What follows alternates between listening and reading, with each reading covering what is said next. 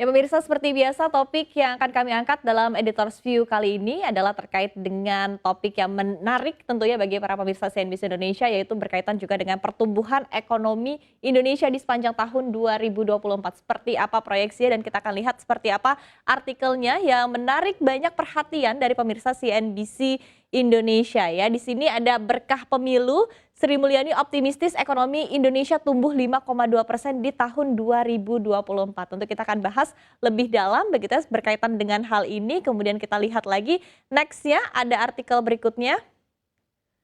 Waduh, OECD revisi pertumbuhan ekonomi Indonesia di tahun 2024. Kita akan lihat juga seperti apa revisinya dan juga angkanya. Dan next ada satu lagi artikel yang juga menarik perhatian. Di sini adalah lapor Pak Jokowi, IMF bawa kabar baik soal Indonesia di tahun politik ya.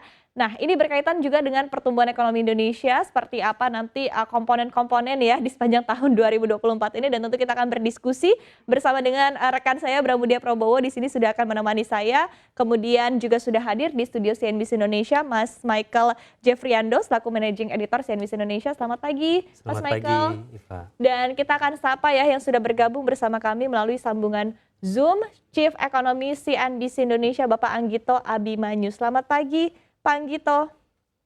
Oke Mbak Syarifah, terima kasih sudah diundang. Terima kasih sudah Assalamualaikum. bergabung bersama kami Pak Anggito, sudah ada Bram dan juga Mas Michael di sini. Dan tentu kita akan Sama-sama. membahas ya tadi berkaitan dengan artikel yang sudah dipilih untuk topik Editor's View hari ini Pak Anggito ya, terkait dengan sejumlah lembaga internasional yang memproyeksikan pertumbuhan ekonomi Indonesia di sepanjang tahun 2024. Sebelum ke Pak Anggito, saya ke Mas Michael terlebih dahulu. Seperti apa Mas Michael? Iya, kalau kita lihat mundur ke belakang sedikit ya, kita tahu akhir tahun lalu itu banyak sekali perkiraan kondisi 2024 yang tidak semulus yang diharapkan gitu. Kita cukup sering menuliskan bagaimana ancaman dan tantangan yang akan kita hadapi. Terutama dari lembaga-lembaga internasional juga mengemukakan ya, diantaranya itu perang yang masih terus berlanjut sampai 2024 ini, ditambah setelah Israel dan Palestina ada kondisi menegangkan di Laut Merah ya, dan itu tentunya akan mempengaruhi kondisi perekonomian di 2024. Terus di sisi lain ekonomi negara maju juga ada yang sedikit pulih seperti di Uni Eropa, terus kemudian Amerika Serikat ternyata tidak akan tumbuh signifikan di tahun ini. Kemudian Cina diproyeksikan bahkan lebih melambat gitu. India, Filipina dan negara-negara lain juga tidak begitu cemerlang lah di 2024 ini. Nah, Jadi memang kondisinya cukup menantang ya. Cukup Tapi mungkin ke menantang. arah redaksi dari pemberitaan kita nih CNBC Indonesia, dari sisi redaksi sendiri seperti apa sebetulnya Mas? Iya, dari kondisi yang sangat buruk itu ya, kita lihat ternyata IMF yang baru saja mengeluarkan 2 pekan lalu itu tidak seburuk yang dibayangkan. Kita masih bisa tumbuh 5% gitu, sama seperti kondisi 2023. Artinya ya kalau ada yang bilang gitu mungkin tidak setinggi asumsi pemerintah di APBN, ya bisa jadi. Tapi 5% itu cukup baik lah dibandingkan banyak negara yang justru ekonominya melambat. Ya. 5% di 2023 kan justru kita lihat dalam 2 tahun terakhir itu juga tumbuh di sekitar 5% ya. Artinya Indonesia bisa menjaga lah gitu. Walaupun banyak catatan yang harus disikapi ya, misalnya seperti harga komoditas yang semakin lemah di tahun ini dan itu akan mempengaruhi ekspor tentunya. Terus di sisi lain ada konsumsi masyarakat. Seiring dengan kenaikan harga pangan tentunya itu bisa menekan konsumsi. Walaupun di sisi lain ada pemilu yang juga bisa mendorong ya konsumsi rumah tangga melalui kampanye.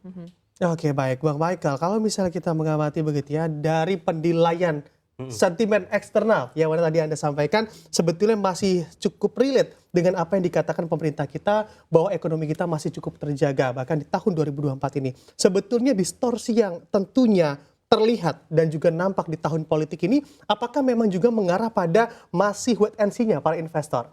Iya, dari sisi investor tentu ya, karena ada pemilu yang pastinya akan membuat mereka lebih banyak menunggu, melihat bagaimana perkembangan siapakah calon presiden baru nantinya, apakah ini 1 atau 2 putaran, itu akan sangat menentukan kapan mereka akan masuk lagi ke Indonesia. Baik itu di investasi yang sifatnya portfolio ataupun yang sifatnya langsung ya. Kalau yang sifatnya portfolio mungkin lebih banyak disebabkan oleh kondisi di Amerika Serikat sendiri gitu. Kepastian The Fed akan menaikkan atau mungkin lebih menahan dalam waktu lama ataupun memangkas suku bunganya, itu akan mempengaruhi sentimen di pasar modal. Kalau investasi langsung mungkin lebih melihat bagaimana kondisi ekonomi global akan pulih secepat apa, terus dan pemilu akan sepanjang apa di tahun ini. Oke, baik. Kita akan tanyakan ke Pak Anggito, begitu ya, Pak Anggito, tanggapan Anda nih berkaitan juga dengan proyeksi dari sejumlah lembaga untuk pertumbuhan ekonomi di sepanjang tahun 2024. Kemudian tadi juga sudah disampaikan oleh Mas Michael, begitu ya, bahwa melihatnya di tahun ini tuh akan juga penuh dengan tantangan, apalagi juga di satu sisi juga kita akan menghadapi pergantian pemerintahan, begitu ya, meskipun sebetulnya diharapkan momentum dari Pilpres ini bisa mendongkrak konsumsi. Tapi tanggapan dari Anda sendiri seperti apa, Pak Anggito? Jadi saya terima kasih Mbak Safrina dan Mas Bram, Mas Michael yang sudah ada di studio.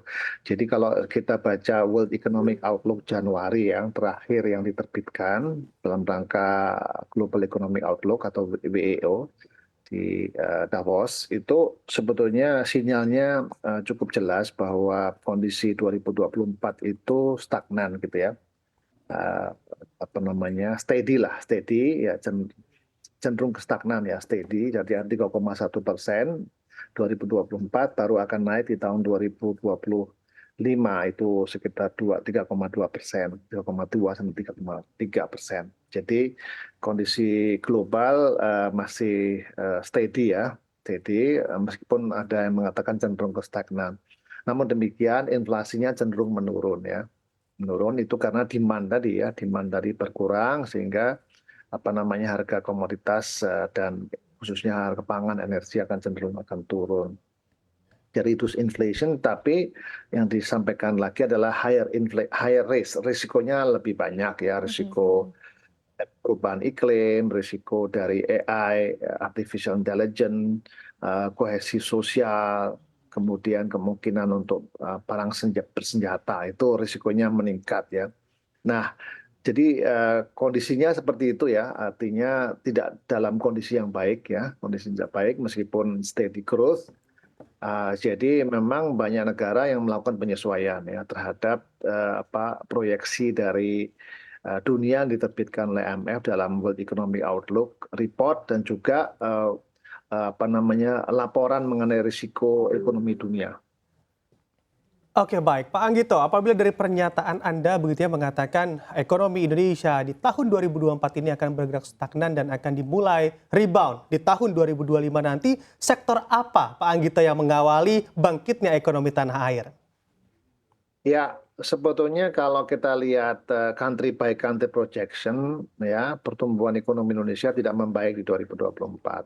Jadi tantangan bagi para capres yang mentargetkan pertumbuhan ekonomi 2025 meningkat, apakah 5,5 bahkan hingga sampai 7%. Itu menurut saya agak utopia ya untuk mencapai ke sana.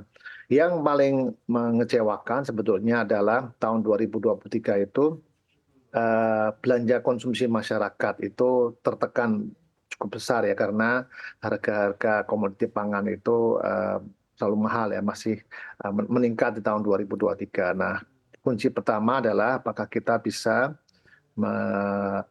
memitigasi ataupun menurunkan harga pangan tersebut sehingga konsumsi masyarakat itu bisa meningkat ya. Itu yang pertama yang harus kita pastikan ya. Apakah kita bisa apa tidak ya tergantung kepada kebijakan pemerintah sekarang ya untuk bisa memastikan kita punya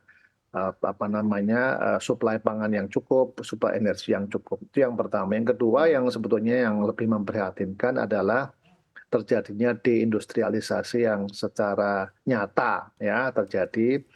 Data BPS mengatakan bahwa rasio atau kontribusi sektor industri itu sudah turun di bawah 18% ya. Jadi itu sangat rendah dibandingkan 10 tahun lalu adalah 28%. Jadi itu yang harus segera dibenahi ya. Dan kalau itu nggak dibenahi, maka pertumbuhan ekonomi tidak akan bisa tumbuh di atas 5%.